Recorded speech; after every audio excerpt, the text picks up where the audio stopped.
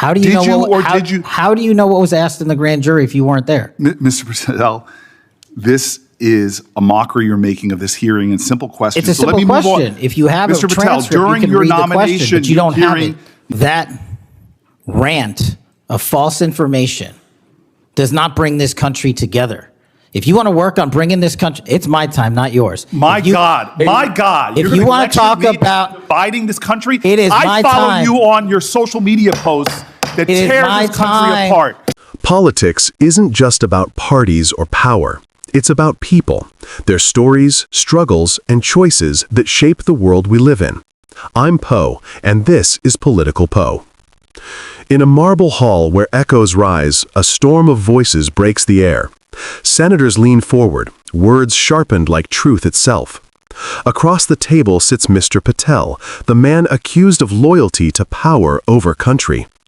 They ask of firings, of oaths broken, of agents cast aside like worn-out shields. They speak of heroes, 20 years of service, medals glinting in memory, now dismissed under Article 2. The names of justice, loyalty, and law tremble under political weight. Patel stands unmoved, cloaked in numbers. 23,000 arrests, 6,000 weapons seized, as if data could quiet the ghosts of integrity. The room burns with two visions of America, one of order through obedience, the other of freedom through truth. And as voices clash, faith against fact, pride against principle, the question lingers like smoke. Who guards the guardians when the keepers of justice serve the throne, not the flag? Thank you, Mr. Chairman. Mr. Patel, I want to start off where we left off last time. I asked you whether you had any knowledge or discussions about removing FBI officials and installing political personnel before you were confirmed to that position. And I wonder, did you then understand or have conversations with the White House about the intentions to do so? Before I was confirmed? Yes, sir. Did I have discussions with the White House to remove FBI personnel? Yes. No. So you're saying that you had no discussions with the White House before you were in the position about the removal of any personnel from the agency? As I was preparing for my confirmation hearing, I had numerous discussions involving the type of people that would be employed, and that those that were failing to meet the mark at the FBI would no longer be employed if I were confirmed. And I'm assuming that mark had to do with loyalty to the Trump administration. No, you're wrong. Okay. I'd like to revisit another subject from that hearing. Did you testify, you did testify before the grand jury that President Trump had declassified the documents at issue in the Mar-a-Lago classified documents case. Is that correct? I don't have the grand jury transcript. That's why I released it. Whatever it says is the best evidence. That's what you said to Senator Whitehouse, that your grand jury testimony was publicly released. It has not been. In fact, in July, a court denied a news outlet's bid to get that transcript. But the court said quite clearly that you are free to discuss your grand jury testimony. So I ask you again, did you testify before the grand jury that President Trump declassified the documents at issue in the Mar-a-Lago classified document case? And that is why I took your invitation to work with the department and the court to have that transcript released. And the transcript is the best evidence of what I said then. So you're saying right now this committee can have access to what you said before the grand jury? To whatever was released. Under my understanding, Senator, that the Department of Justice You and I both understand the law. Let me finish. I understand under Rule 6 of the Federal Rules of Procedure, a grand jury witness, in this case you, is not barred from sharing their grand jury testimony. This is an oversight hearing. This is germane to your integrity and credibility. You know right now whether or not you testified that President Trump declassified the documents at issue in the Mar-a-Lago classified documents case. Why are you refusing to answer that simple yes or no question right now? Because the premise of your question is inaccurate, and there is no premise to my question, but trying to get to an order of what is truth or not. How do you know what was asked in the grand jury if you weren't there? Mr. Patel, this is a mockery you're making of this hearing and simple questions. It's a So let simple me move on. question. If you have Mr. a Patel, transcript, during you can your read the question, nomination but you don't have hearing, it. you promised that, quote, all FBI employees will be protected against political retribution. When I asked you, are you aware of any plans or discussions to punish in any way, including termination, FBI agents or personnel associated with the Trump administration, you explicitly said under oath that you were not aware of any plans to punish FBI agents associated with criminal investigations of Donald Trump. I don't believe you were truthful. Firing FBI employees based solely on the cases that they are investigating, their case assignments, is illegal, and you know that. A new lawsuit that's been discussed numerous times, filed by 3 FBI officials, alleges that you carried out Donald Trump's campaign of retribution, in quotes, against FBI employees for, quote, failure to demonstrate sufficient political loyalty. One of those plaintiffs has been discussed today, Brian Driscoll. Now, we know 20 years of distinguished service to the FBI before you terminated him. Special agent in charge of FBI's Newark field office, where he operated with distinction. Medal of Valor winner, Shield of Bravery awards. He's a patriot. You terminated Driscoll via a letter dated October 8th, 2025, and in that letter you said that you were firing him pursuant to Article 2 of the Constitution. Well, you're not the President of the United States, and so I'm wondering under what authority you were allowed to terminate him. That matter is under litigation, and I'm not able to discuss it. Okay, well, discuss this. Did you have discussions with Stephen Miller about firing this particular person or about his continuance in the FBI? Not that I recall. How often do you speak to Stephen Miller? Frequently on our Homeland Security task forces. You frequently talk with Stephen Miller about subjects other than Homeland Security task force issues, correct? I frequently talk to Mr. Miller about Homeland Security task forces. Has Stephen Miller ever given you his opinions on how to run your agency? Mr. Miller's interagency operations are invaluable to success of the FBI. That's what we talk about. So you frequently discuss your job and your responsibilities with Stephen Miller and Pam Bondi, I imagine, as well. Absolutely. She's the Attorney General. Understood. Okay. Donald Trump promised to make us all safer. You have pushed out senior FBI agents with decades of knowledge and experience. In fact, this is the first time in FBI history that neither the director nor the deputy director have any experience with the FBI.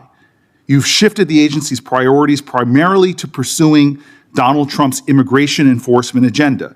According to ICE data, the Cato Institute, which is a conservative think tank, found that 20% of all agents have been diverted from their work to assist ICE immigration enforcement. 20%.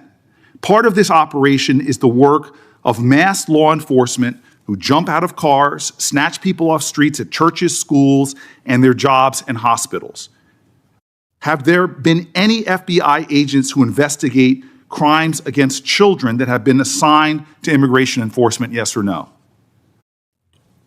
The premise of what you say is entirely false. Have there been any FBI agents who investigate foreign domestic terrorism? You don't get to say America is not safer under this leadership. I am not saying America that. is safer because of the work of the FBI. You're making a presumption of premise. 4,700 children. Sir, we have seized 6,000 weapons and 23,000 violent felons have been arrested. That FBI agents who investigate human trafficking have been reassigned to immigration enforcement. You are not denying that FBI agents who are on the task force that fight against Russian oligarchs have not been reassigned. Public Corrections Squad reassigned. People who defend children reassigned.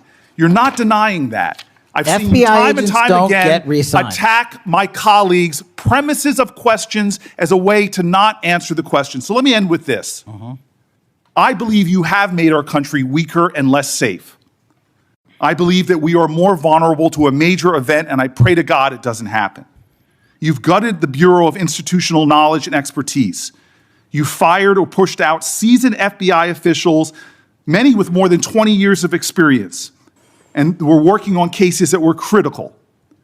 You've been purging thousands of serious law enforcement officials who spent their careers keeping us safe, only to lower hiring standards in order to find anyone to replace them. And shockingly, you admitted in this hearing to Senator Coons that it would take 14 years to fill the vacancies at your agency. Many are the result of your purge. 20% of FBI agents are doing low-level immigration enforcement instead of their mission-critical work. You've disbanded entire task forces that stop election interference, foreign influence, public corruption. And who benefits from this? Well, corrupt people benefit from it.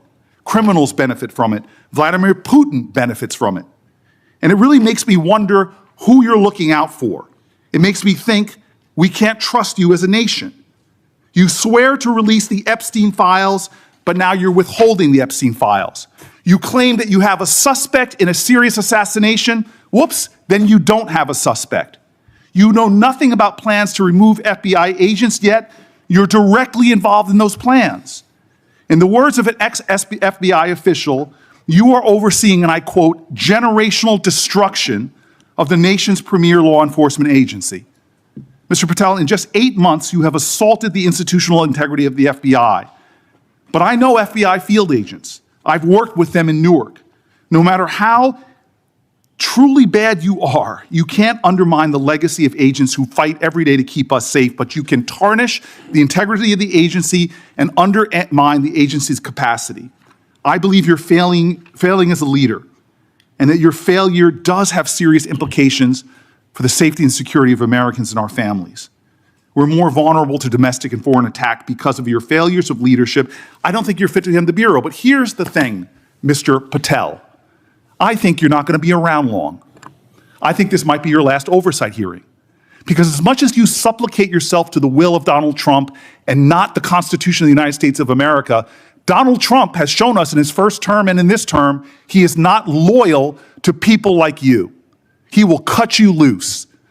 This may be the last time I have a hearing with you because I don't think you're long for your job. But I'm going to tell you this. I pray for you. I pray for you that you can step up and defend your oath, defend the Constitution, and do a much better job of defending this country. Thank you, Mr. Chairman. Do you want to say anything? Yes, sir. At this point? That rant of false information does not bring this country together. If you want to work on bringing this country, it's my time, not yours. My God. If you want to talk about dividing this country, it is my I follow time. you on your social media posts that It is tear my this country time apart. to address There should be a your unifying- falsehoods. Oh, You are an you can embarrassment try all to the you division want in this country. to not Senator, take it is my responsibility time. for what You you had have your said. time. Sir, you're Your making time a is mockery of this over. committee. Sir, you don't tell me my time is over. You The know how people far of New we've Jersey come tell me since what my you time is. Senator- You can't lecture me. You can tell me Sir, my time's you have- over? You may be the charge of the I'm not FBI, going anywhere. but I am not afraid of you, sir.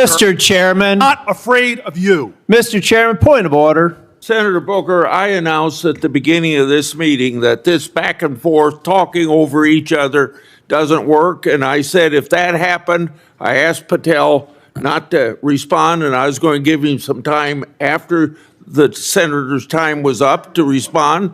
And he has the privilege to do that uninterrupted. Mr. So Chairman, one point of go order. ahead, Mr. I've Patel. watched him talk over us, and you've never once criticized him for us not even being able to get our questions out. Well, He has been rude and disrespectful to senator after senator. And when the senators were not giving him a chance to answer, I didn't stop the senator either. Go ahead, Senator. Thank you, Mr. Chairman. If the FBI, under my 7-month leadership, were failing this administration in this country, why do we have 23,000 violent felons arrested this year alone? A double increase from that time last year. Why is it that we have seized 6,000 weapons? Why have we found 1,500 child predators and arrested them? Why have we have 300 human traffickers in jail? Why have we found and identified 4,700 children? Why have we seized 1,600 kilograms of fentanyl, enough to kill a third of the American public, a 25% increase alone from last year? 88,000 kilograms of cocaine seized, 7,000 kilograms of meth seized, and that's just on our criminal operations in summer heat. How is it possible that we're taking 8 kilograms off the streets of the cities in New Jersey and preventing the deaths of 607,000 people this year alone, a failure of the FBI and my leadership? How is it that we have counterintelligence arrests already this year exceeding the numbers from the entirety of last year? 33% increase in PRC, 83% in Russia, 60% in the CI space as it relates to Iran, and we haven't even talked about CT, the southern border, the northern border. Before Senator Cruz, I kind of feel like a broken record today. All this interest in FBI termination, yet my colleagues showed no intent or interest in when my whistleblowers suffered retaliation over the past years, particularly the past 4 years. Indeed, one whistleblower has alleged that Brian Driscoll's insubordination, whether an agent is on a hot button case or not, they ought to be held accountable for misconduct and weaponization. Senator Cruz.